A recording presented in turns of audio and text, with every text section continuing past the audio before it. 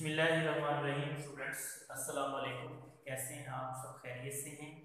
मैं उम्मीद करता हूँ आप सब बच्चे यकीनन अल्लाह ताला के फजल करम से खैरियत से होंगे।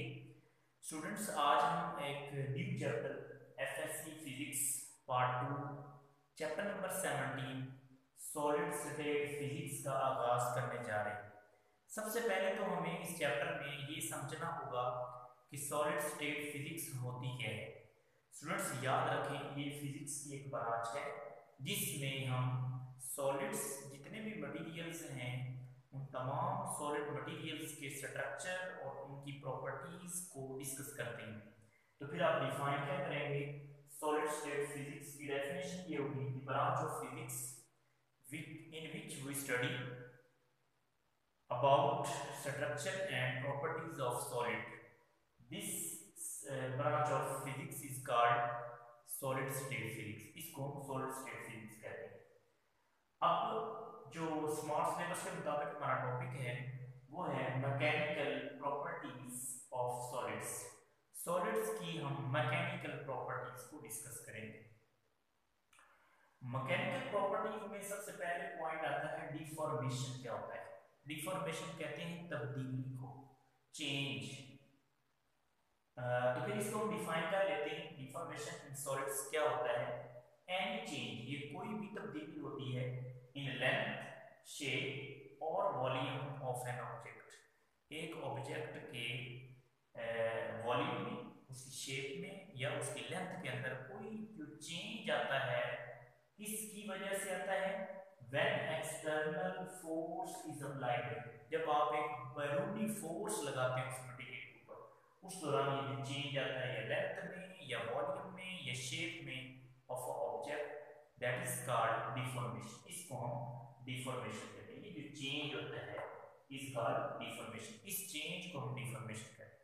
कोई इसकी एग्जांपल, मोस्ट कॉमन इसकी एग्जांपल आमतौर पे हम ये लेते हैं कि अगर हमारे पास हमारे हाथ में एक रबर बॉल है, रबर बॉल को हम अपने हैंड के अंदर इस तरह स्क्वीज करते हैं, मतलब प्रेस करते हैं ऑल राउंड, और फिर हम उसको छोड़ते हैं तो उस दौरान जब उसको हमने प्रेस किया उस दौरान उसकी शेप में या वॉल्यूम में चेंज आएगा। इसको हम डिफॉर्मेशन कहते हैं। जैसे हम उसको रिलीज करेंगे तो बॉल वापस अपनी ओरिजिनल शेप में चला जाता है। अगर आप ये देखें डायग्राम ए बी एंड सी, ये बी हमारे पास ओरिजिनल रबर बॉल है। बी डायग्राम में हमने उसके ऊपर फोर्सेस लगाई, प्रेस किया, स्क्वीज किया, तो उसके ये देखिए शेप जो कम हो गई, वॉल्यूम भी कम हो गई है, उसमें चेंज आ गई है। ये चेंज डिफॉर्मेशन का है। सी डायग्राम जैसे हमने उसको रिलीज किया वो वापस अपनी ओरिजिनल शेप में चला जाता है। इस तरह से if we press a rubber ball in our hand, its shape or volume will change by removing the force. जब आप ये फोर्स रिमूव करते हैं it returns into its original shape, वो अपनी ओरिजिनल शेप में चला जाता है। और इसी तरह एक और एग्जांपल हम लेते हैं स्ट्रेचनेस ऑफ रबर स्ट्रिंग। रबर की एक स्ट्रिंग है, उसको अगर आप स्ट्रेच करते हैं इस तरफ से भी इस तरफ से भी, तो उसकी लेंथ के अंदर जो चेंज आएगी उसको हम डिफॉर्मेशन का नाम देते हैं। जब हम छोड़ेंगे तो रबर वापस अपनी ओरिजिनल शेप में चले जाएगी। अगर हम क्रिस्टलाइन सॉलिड की बात करें तो क्रिस्टलाइन सॉलिड्स वो सॉलिड्स होते हैं जिनमें स्टूडेंट्स एटम्स जो हैं वो एक रेगुलर पैटर्न में सर्टेन ऑर्डर के साथ अरेंज्ड होते हैं, जुड़े होते हैं। इनको हम क्रिस्टलाइन सॉलिड्स कहते हैं। अब ये जो सर्टेन ऑर्डर में ये अरेंज्ड होते हैं, इनके एटम्स जो हैं इक्विलिब्रियम पोजीशन पे होते हैं, लेकिन ये इक्विलिब्रियम पोजीशन पे होने पे किस पे डिपेंड कर रहे होते हैं? इनके दरमियान कोहेसिव फोर्सेस होती हैं, इंटर एटॉमिक फोर्सेस इनको कहते हैं, जिनकी वजह से ये अपनी फिक्स पोजीशन पे, मीन पोजीशन पे रहते हैं। और इसके बाद एक टर्म यूज की जाती है मैकेनिकल प्रॉपर्टीज के अंदर, सबसे पहले इलास्टिसिटी। ये क्या होता है? Elasticity students ability of a body, एक बॉडी की ये वो काबिलियत होती है to return into its original shape, जिसकी वजह से बॉडी वापस अपनी असली शेप में, ओरिजिनल शेप में चली जाती है। Carbon when stress is removed, जब आपने स्ट्रेस लगाई होती है उसको आप रिमूव करते हैं, बॉडी वापस अपनी ओरिजिनल शेप में चली जाती है। लाइक एज हमने जो रबर बॉल की एग्जांपल दी या अपने स्ट्रिंग वाली, रबर स्ट्रिंग वाली जो एग्जांपल दी।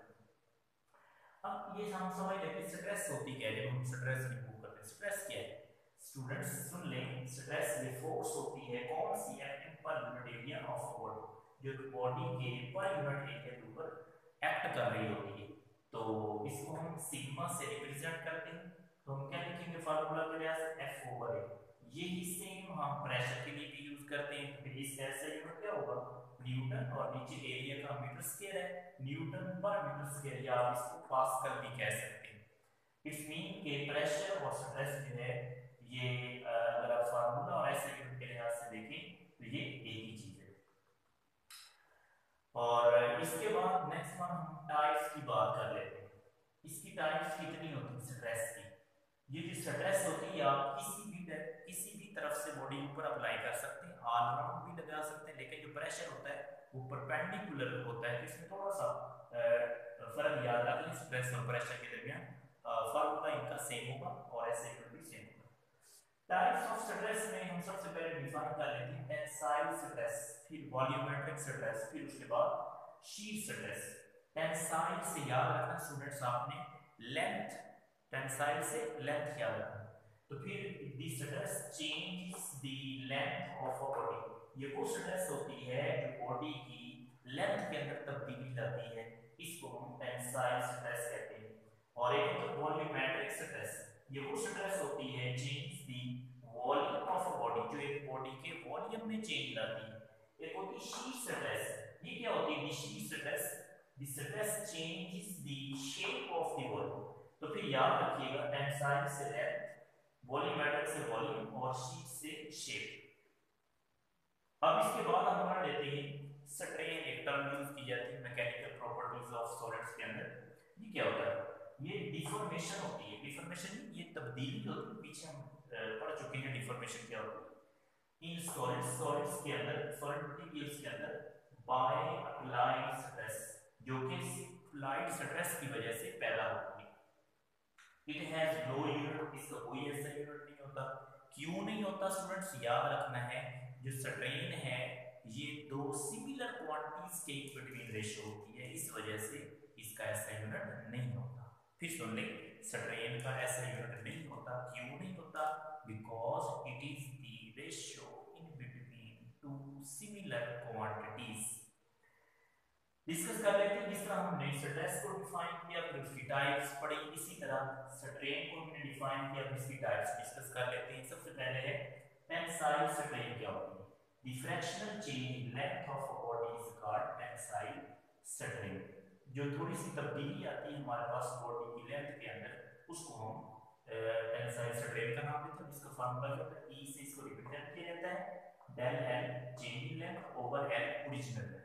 इस तरह वॉल्यूमेट्रिक स्ट्रेन होती है, फ्रैक्शनल चेंज वॉल्यूम के अंदर थोड़ी सी तब्दीली आती है, उसको हम E is equal to del V over V, V for volume. Shear strain it is angle, ये एंगल होता है, यहाँ पे शेप तो कह सकते हैं, लेकिन ये एंगल होता है कौन सा, टर्न तब्दील होता है बाय लाइन, उस लाइन के परपेंडिकुलर टू फिक्स्ड फेस, जो एक फिक्स्ड फेस के परपेंडिकुलर होता है। लाइक ऐसे हमारे पास एक बॉक्स है सॉलिड, इसके ऊपर हमने फोर्स लगाई इधर से भी और इधर से भी, तो इस तरह थोड़ा सा इसके अंदर जो इसके फिक्स्ड फेस थे इनमें थोड़ी सी चेंजिंग तब्दीली आई, इस लेंथ को, इसकी जो फेस है उसको ए का नाम दे दें, जो चेंज हुआ यहाँ से लेके यहाँ तक ये थोड़ा सा है, इसको हम डेल ए का नाम देते हैं। पहले ए यहाँ पे था, अब ए इस साइड पे होगी, इतना सा ये जो चेंज आया है डॉटेड लाइन और इस लीनियर लाइन के दरमियान, इसको डेल ए का नाम किसकी वजह से हुआ, ये एंगल बनाता है इस दौरान, तो ये एंगल जो है इसको हम शीयर स्ट्रेन का नाम देंगे। और इसी तरह इसको हम रिप्रेजेंट करते हैं गैमा से, और इसको टेन थीटा भी कह सकते हैं।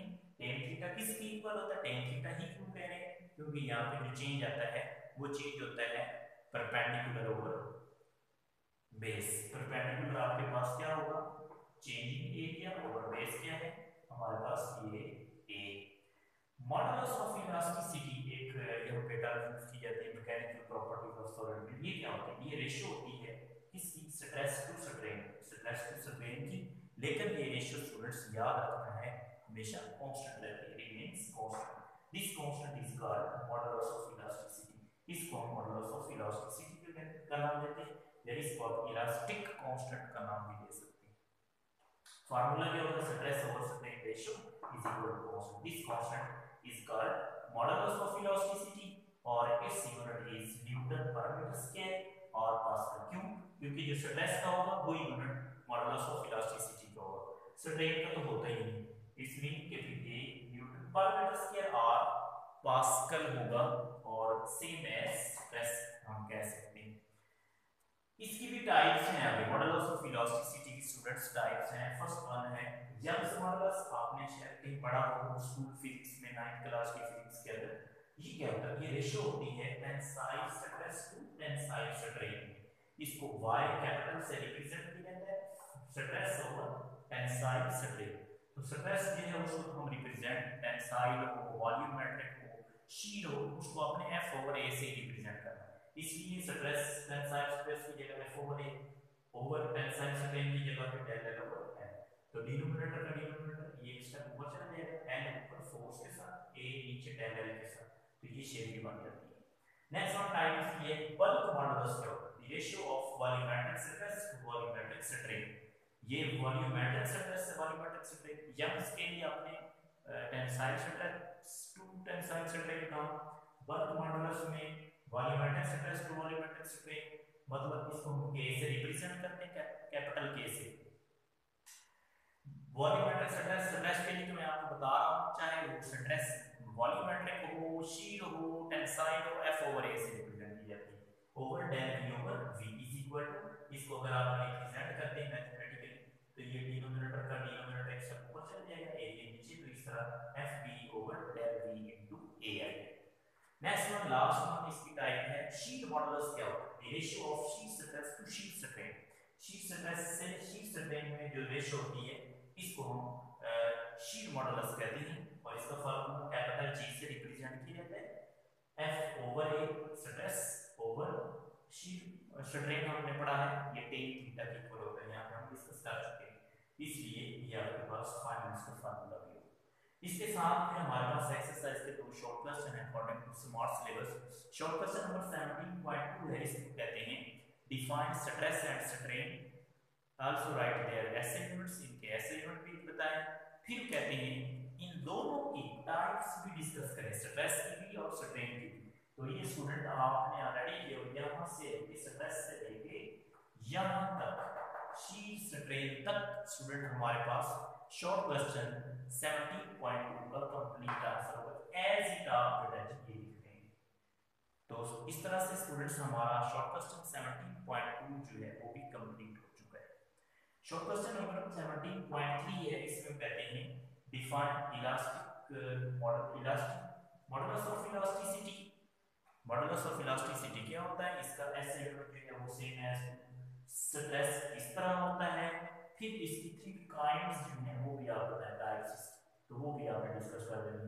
इस मीन के आज के जो हमने टॉपिक पढ़ा इलास्टिसिटी के बाद ये हमारे पास दो शॉर्ट क्वेश्चन भी एक्सरसाइज के हैं और वेरी इंपॉर्टेंट हैं स्टूडेंट, बहुत ही अच्छी तरीके से आपने याद करना है।